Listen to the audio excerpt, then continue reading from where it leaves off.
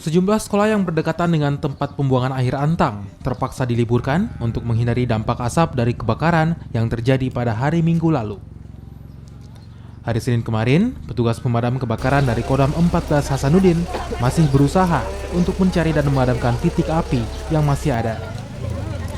Untuk memutus jalur api, mobil pengeruk sampah dari pemerintah Kota Makassar juga dikerahkan.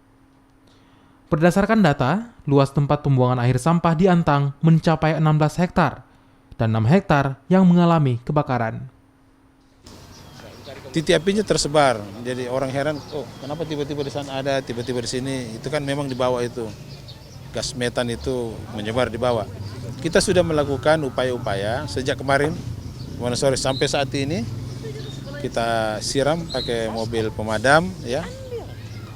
Tidak pernah istirahat ini sampai dari kemarin.